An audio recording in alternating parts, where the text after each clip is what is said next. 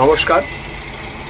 বাস্তু বিষয়ে আমি এর আগে অনেক ভিডিও করেছি, আজকে আর একটা ভিডিও করছি। বাস্তু কিন্তু বিরাট একটা সমস্যা। বাস্তু যদি খারাপ থাকে, গৃহে অসুখ সারতে চায় না, অকাল মৃত্যু হয়, বাড়িতে কলহ হয়, বাড়িতে অশান্তি হয়, অর্থ টেকে না, কোনো শুভ কাজ হতে চায় না। বাস্তুতে অনেক কিছু দেখা যায়। তো সাধারণত আপনারা এই প্রাথমিক জিনিসগুলো করতে পারেন, আপনারা অনেকটাই রেহাই পাবেন। যেমন কি করবেন, যে কোনো শনিবার দেখে একটি নীল অপরাজিতা ফুল গাছ এনে আপনার বাড়িতে টবে লাগিয়ে দিন। বাড়ির বাইরে রাখবেন। নীল অপরাজিতা গাছের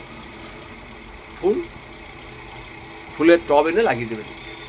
বাস্তু যদি আপনার খারাপ থাকে, আমি প্রাথমিক আপনাকে একটা জিনিস বলে দিচ্ছি, তাহলেই আপনারা বুঝতে পারবেন বাস্তু আপনাদের ডিস্টার্ব করছে।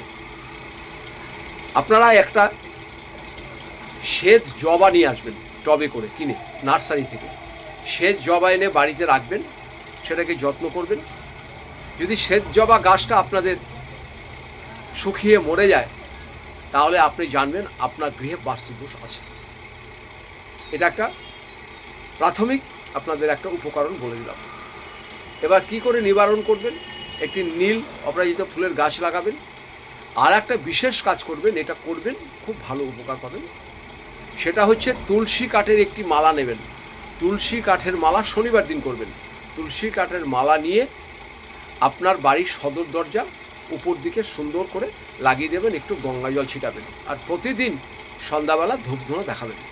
দেখবেন বাড়িতে অনেক শান্তি পাবেন, কলহ বহু কিছু জানতে পারবেন। এই তুলসী কাঠ লাগালে একটু নিষ্ঠাভাবে চলবেন, দেখবেন বাস্তুর অনেক কিছু দোষ কেটে যাবে।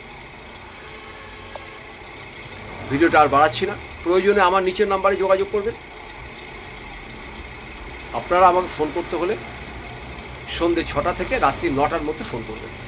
সবাই ভালো থাকুন, সুস্থ থাকুন, আপনাদের সকলকে নমস্কার জানাই।